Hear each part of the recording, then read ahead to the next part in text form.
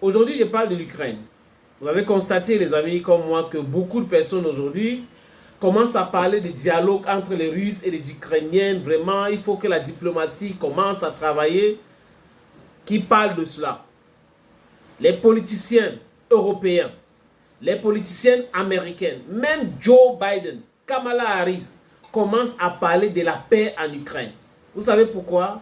Ils sont dépassés par les événements. Et en tant qu'Africains, on a subi tellement de choses. Nous connaissons très bien l'histoire. Il faut apprendre de ton passé. Chacun devrait, d'ailleurs. On a dit à Zelensky, vous ne pouvez pas, monsieur Zelensky, gagner la Russie dans une guerre, même avec le soutien américain. Même si les Américains sortent tous les armes, ça ne va jamais aider les Ukrainiens. Oh, vous êtes les activistes comme ça, on vous paye, on vous dit ceci, vous faites ceci, vous êtes des trop russes. Mais la vérité vient toujours de l'Afrique. La vérité, le berceau de l'humanité. En tant qu'Africains, on devrait être fiers de nous. Avant d'entrer dans ce on appelle nitty-gritty, ce petit live, les amis, regardez le Burkina Faso aujourd'hui. Les barrages par-ci, par-là, 3 pour l'instant.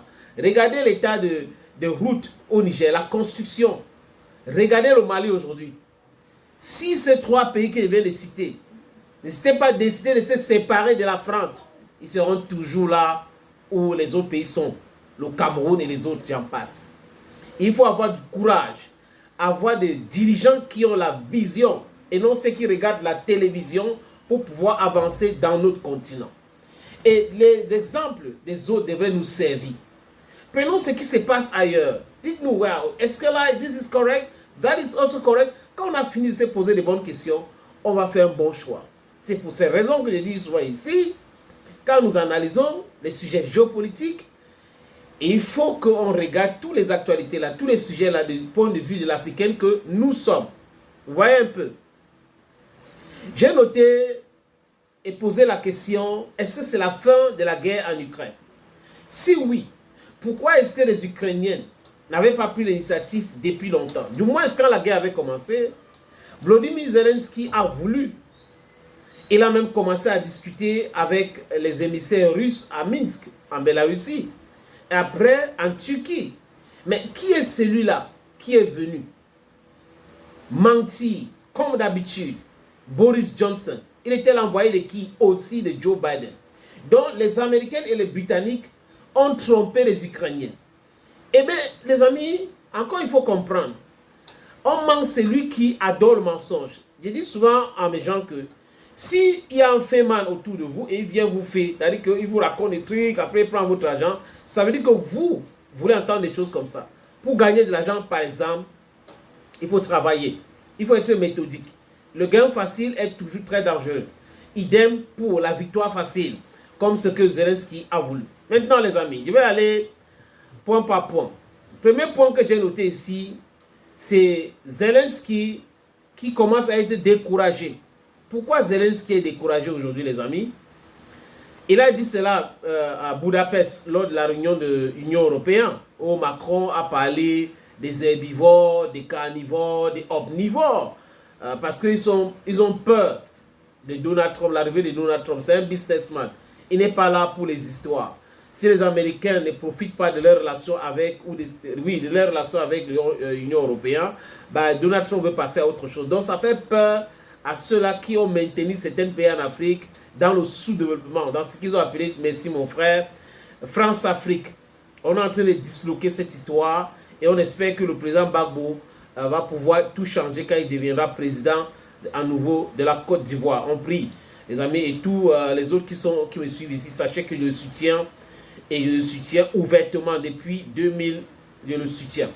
Maintenant, quand j'ai fini de dire ça, les amis, Zelensky dit que il a peur et découragé par les propositions de Donald Trump. Et Donald Trump a nommé les ministres qui sont contre la guerre en Ukraine, qui ont toujours critiqué l'administration Biden, qui ont toujours demandé d'arrêter d'envoyer les armes en Ukraine. Et ils sont là dans l'administration Trump. Ils vont prendre le pouvoir à partir du 20 janvier. Donc la peur, la panique a déjà commencé chez Zelensky. Zelensky panique pourquoi? Nous lui avons dit ici 6 chefs d'État africains, plus un commercial de blé ukrainien, Macky Sall, qui n'est pas très propre, étaient allés le voir pour lui demander de dialoguer avec la Russie. M. Zelensky allait dialoguer avec la Russie. Il est allé jusqu'à, c'est-à-dire qu'il a osé aller à la Rada, faire voter une loi à l'Assemblée nationale pour interdire toute discussion sur le dialogue avec la Russie. C'est comme au Cameroun, où les anglophones ont un problème, ils proposent une solution et parlent du fédéralisme. Les ministres du gouvernement Paul Biya se lèvent pour dire personne ne doit parler du fédéralisme. Alors qu'il n'y avait aucune loi. Jusqu'à présent, il n'y a aucune loi qui interdit à quelqu'un de penser une nouvelle forme de gouvernement ou de gouvernance.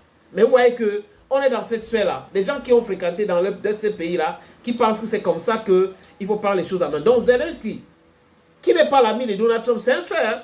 Il a appelé Donald Trump au soir de l'élection de Donald Trump. Et Donald Trump a passé le téléphone à Elon Musk. Et l'ingratitude de Zelensky est très grave.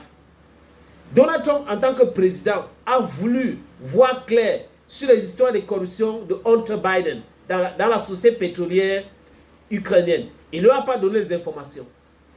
Il ne lui a pas donné les informations parce qu'il pensait toujours que les démocrates vont venir au pouvoir, vont revenir au pouvoir, et après, et tout ça là. Oui, mais aujourd'hui, c'est Donald Trump. Donc Donald Trump n'est pas l'ami de Zelensky. Elon Musk a essayé de l'aider. Qu'est-ce qu'il a fait? Quand Elon Musk refuse qu'on utilise Starlink pour bombarder les bases militaires russes, Zelensky commence à faire quoi? À l'insulter. Même les médias mainstream en Occident ont commencé à insulter Elon Musk. Elon Musk donc a soutenu Donald Trump. Donald Trump donc est devenu président. Zelensky appelle Donald Trump. Donald Trump passe le téléphone à Elon Musk. Elon Musk qui a déjà discuté avec certaines autorités iraniennes pour baisser la tension. Vous comprenez que, les amis, les républicains d'aujourd'hui ou de Donald Trump, ceux qui sont autour de Donald Trump, ne sont pas des va-t-en-guerre. Ils veulent la paix partout. J'espère que Benjamin Netanyahu a compris très bien le message, parce que tout ce qui se passe à Gaza, là, tout ce qui se passe au Liban, là où il y a des rapports de Human Rights Watch et autres, ils sont en train de... On regarde. Merci frère, merci beaucoup frère. Donc, vous voyez qu'il a raison, M. Zelensky, d'avoir peur aujourd'hui. Oui, il a raison d'avoir peur. La peur est naturelle, c'est humain. Mais seulement, la vérité est tout autre chose. Lui, il a donné les armes pour qu'on puisse la battre avec. Regardez, on va nous demander d'organiser les élections au Mali. On va nous demander d'organiser les élections au Burkina Faso. On nous demande d'organiser les élections au Niger. Hein? Mais on n'organise pas les élections en Ukraine. Ça, c'est 2 poids, 2 mesures, double langage, double standard. Ben, Zelensky, tu as peur, c'est ton problème. Il n'est pas le seul, même Macron a peur, les autres ont peur. Scam a peur. Vous avez peur pourquoi? Parce que vous avez dit que vous avez le pouvoir, vous êtes fort, vous êtes ceci, cela. Voilà donc l'arrivée de Donald Trump qui est en train de changer tout. Ça change tout aujourd'hui. Et, les amis, sachez que ce qui est bien avec la vérité, c'est que vous gagnez toujours.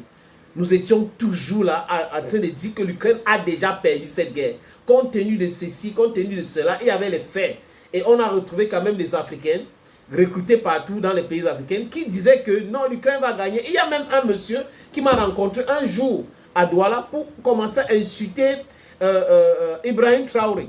Il a insulté Ibrahim Traoré, il a insulté Assimi Goïta. Je lui ai dit que je ne veux plus continuer à discuter avec lui parce que quand on insulte, ça veut dire qu'on n'a pas d'argument. Et il dit l'Ukraine est en train de gagner. Vous allez voir, l'Ukraine est en train de gagner. Kamala Harris va gagner les élections. Je ne sais pas comment il a dormi quand à la fin c'est Donald Trump qui avait gagné les élections. Certains m'ont même appelé pour me dire voilà mon ami, vraiment, tu avais raison dès le départ. Oui.